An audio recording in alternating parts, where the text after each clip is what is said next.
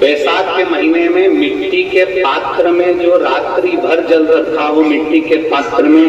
अगर आपके पास में घड़ा हो, हंडा हो, नी हो, तो दिया हो, दीपक हो, कुल्हड़ हो,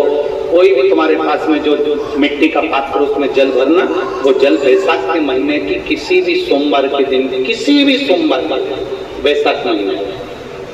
या किसी प्रदोष के दिन या बैसाख महीने के शिवरात्रि के दिन मिट्टी के पात्र का जल अपने घर के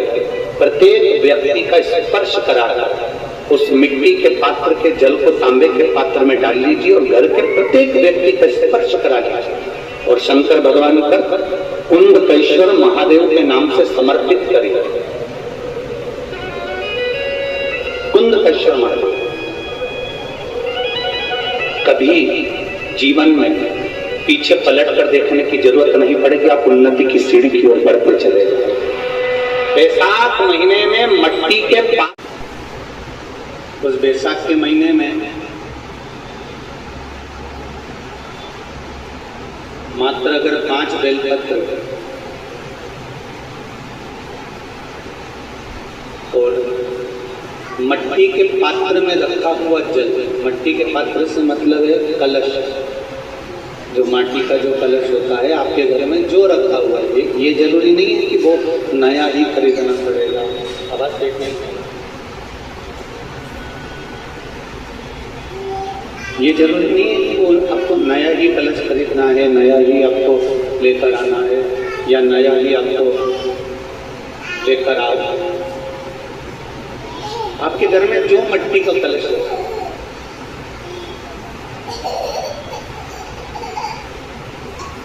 जो माटी का कलश आपके घर में रखा हुआ है,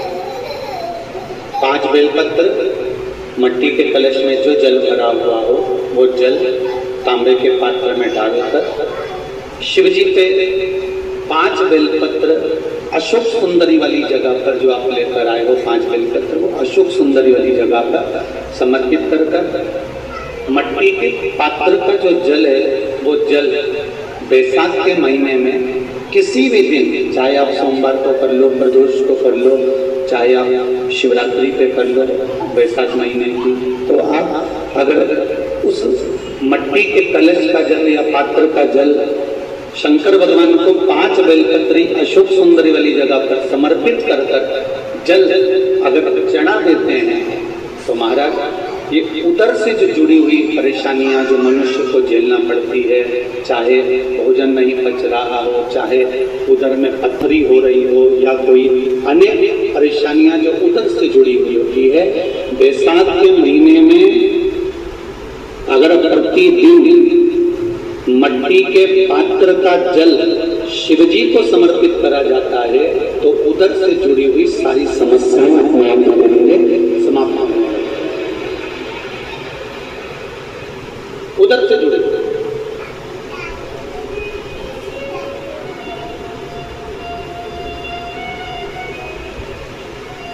और जितने भी लोग कथा श्रवण कर रहे हैं, नरसिंह अवतार बैसाख के महीने में हुआ, कुर्म अवतार बैसाख के महीने में हुआ, हयग्रीव अवतार बैसाख के महीने में हुआ, परशुराम अवतार बैसाख के महीने में हुआ,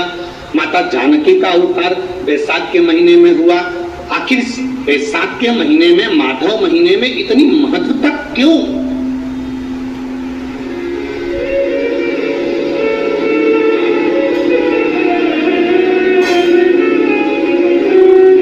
बैसाख के महीने में पड़ने वाली एकादशी, चतुर्थी, प्रदोष, अमावस्या, पूर्णिमा, शिवरात्रि, ये सब इतनी महत्वपूर्ण क्यों हो जाती है?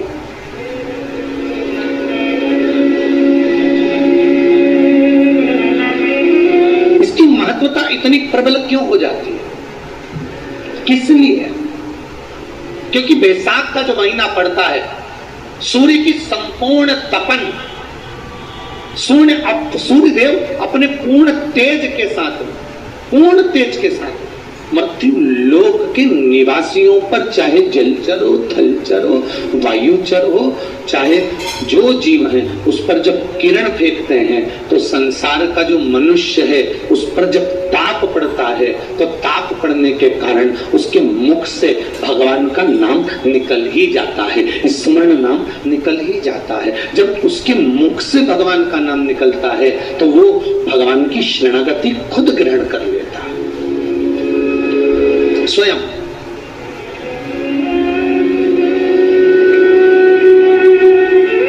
शरणागति ग्रहण कर लेना। बैसाख की पोथी पढ़ते हो आप लोग? आप में से अगर कोई पढ़ता हो बैसाख महीने की पोथी, तो उसमें वर्णन आता है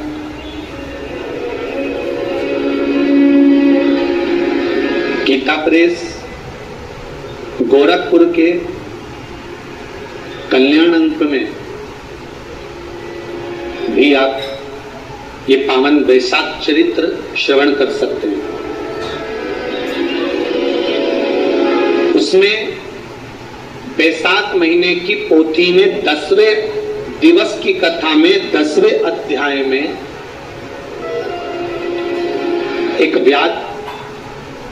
और शंख मुनि का चरित्र आता है।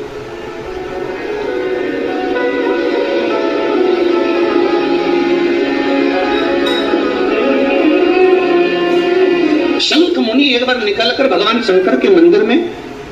जल समर्पित करने के लिए जा रहे थे और शिव मंदिर की ओर जाते जाते जाते जाते जाते जाते बीच मार्ग में चलते चलते चलते चलते और शंख मुनि जब शिव के मंदिर में पहुंचे,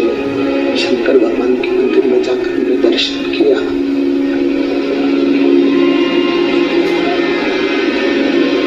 जल का पात्र उठाया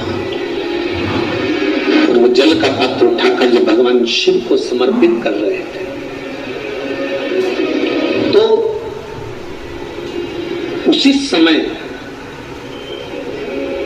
जल का पात्र उठाकर जब शंकर भगवान को समर्पित करा गया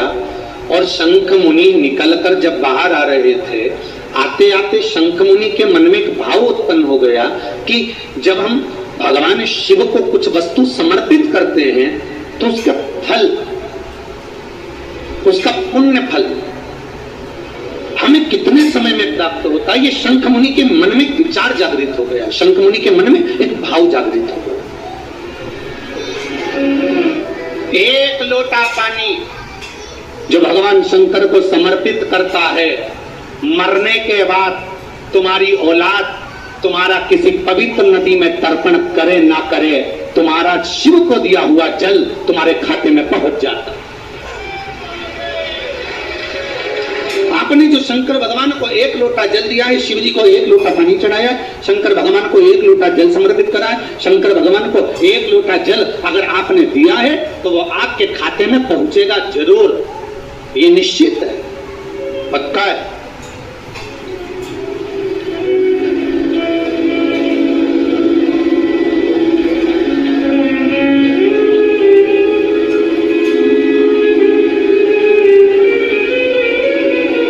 और शिव भक्ति के अनुसार, शंकर भगवान के अनुमोदन के अनुसार, पहले भी कथा में कहा, आज फिर कह रहे हैं, आप जब शंकर भगवान को एक लोटा जल समर्पित करते हो